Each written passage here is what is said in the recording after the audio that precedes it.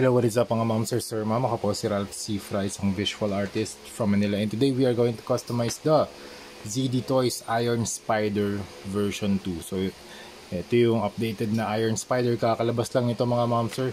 Meron pa tayo mga new releases from ZD Toys and Funjoy. We have Funjoy Hulkbuster, we have Funjoy Batman, and ZD Toys Blue Steel. And ito, ZD Toys na Iron Spider. Meron ako review nito mga ma'am, sir, sa akin channel. If you want to see the full review, type nyo lang ZD Toys Iron Spider Ralph Cifra.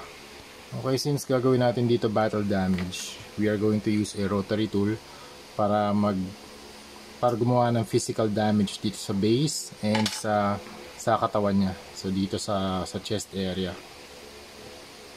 Okay, let's do some damage here. Turn on na natin to. Todo natin, number 5. Tapos gawa tayo ng damage dito across.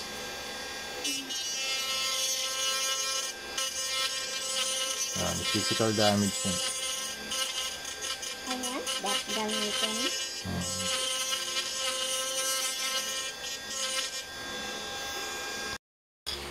Okay, after ng physical damage, nag-spray na rin ako ng Bosny Flat Clear.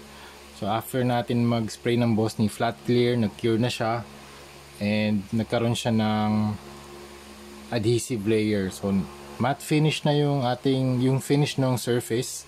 Tapos meron na rin siya adhesive layer. Ito na yung magiging base figure natin, yung base color. Tapos mag-add up na lang tayo dito. So papatungan natin siya ng washes, dry brushing, tsaka ng detailing. So first step, black wash. Para magkaroon siya ng mas may team na, para magkaroon siya ng mga 10% black opacity na layer para magmukha siya mas weathered. Okay, maghanda na rin tayo ng tissue para ready na tayo sa mga ready tayo mag-wipe off ng excess. So in this case, nandito yung battle damage sa kanyang chest. Maglagay tayo dyan ng wash para mag-sip in yung dark dun sa kanyang chest. Ayan. Pwede rin sa paligid. Actually, sa lahat ng parts ng armor, pwede. Yan. Tapos, settle. Siguro mga 3 to 5 seconds. Then, wipe it off. So, na lang yung gagawin natin sa buong... Sa mga selected parts siguro. Kung saan yung may mga damages. Alright. After the black wash, mag-detail tayo ng mga damages. Ang gamit ko dito, black na primer. Tapos... sinusundan ko lang yung ginawa natin mga damage, physical damage. So in this case, 3 slashes dito sa kanyang chest. Okay, after ng detailing na black, we are going to use Vallejo metal color silver naman para sa silver dry brushing. Yan, dito sa silver dry brushing, it adds weathering, tapos it also emphasizes yung mga sculpt ng action figure. So in this case, yung mga webs, dito, yung mga web lines, mas ma-define siya.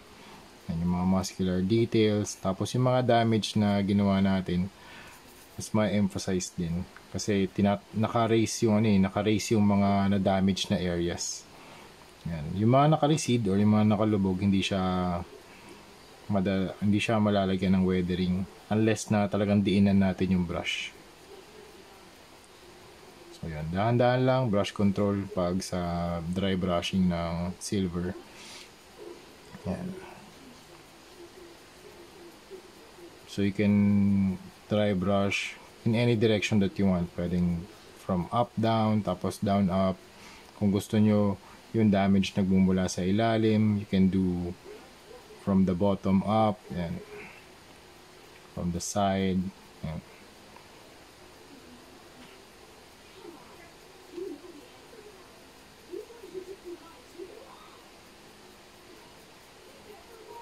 Yan yung damage sa chest.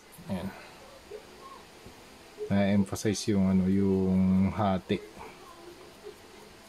Kasi hindi natin nakukulayan yung nakalubog. Yung nakaangat lang. Ayan.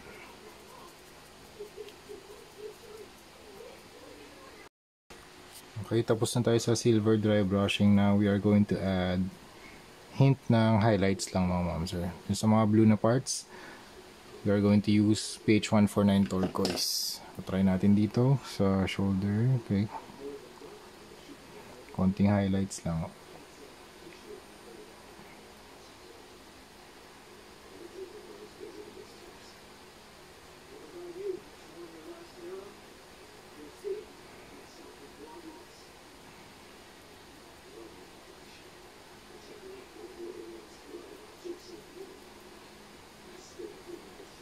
Para lang magkaroon ng extra color. Hindi siya super desaturated.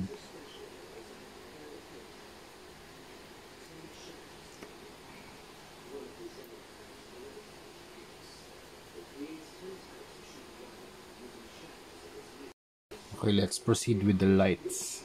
Start tayo dito sa kanyang mga maliliit na lights sa kanyang shoulders. Yan. Turquoise muna yung gagamitin natin. And also, pwede rin pala dito sa eyes.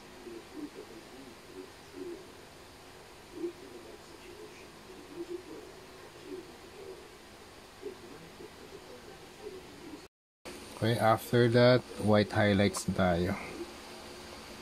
Para mukha siyang umiilaw.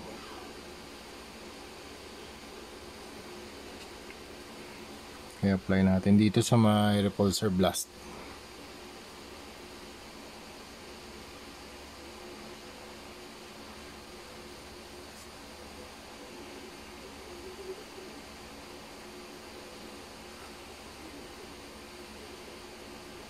Pwede rin pala natin dry brush yung paligid.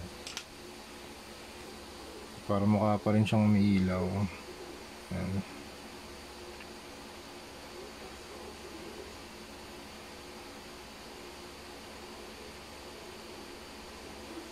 Para gradual yung effect.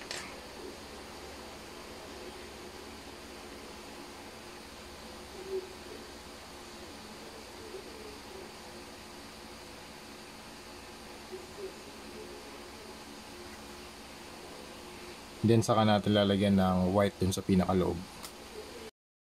So yun mga ma'am, sir ma'am, tapos na tayo sa ating Project Iron Spider na battle damage na custom repaint. So ito na yung mga legs niya, sinetup ko na din. So it is recommended na, actually mas madali, na i-shape nyo muna yung legs dito sa holder niya, sa back holder, tapos saka natin siya i-equip. Kung gusto nyo i-modify pa yung arrangement ng mga legs, mas madali kung hindi siya naka-attach. Kung i-arrange nyo siya dito bago nyo siya i-prepare. Yan. I-prepare nyo muna rito sa separate na holder. Yan. Kasi minsan gusto natin mas maposisyon yung mga legs or arms niya. Yan. Tapos saka natin siya ikabit dito. Kasi pag nakakabit na, mas mahirap siyang ayusin. So yan. Ito na yung appearance niya. And again, thank you for this Laro Anan for sending this action figure for unboxing, review, and customization. So ito na yung final post natin for the customization. Ito na yung mga accessories niya. Ganda nung ginawa nila dito na magnet na feature sa eyes and sa holder, dun sa tentacle or dun sa spider leg holder via the back. And yun, ito yung eyes, magnetic eyes. Gumawa na rin ako ng Instakill na version. So ito na yung naka-equip sa kanya, yung Instakill na red na eyes. So ito na yung gagamitin natin for the photo shoot. Tsaka yung post niya ganito na rin. So yun, thank you very much for watching and see you sa next video. Bye bye.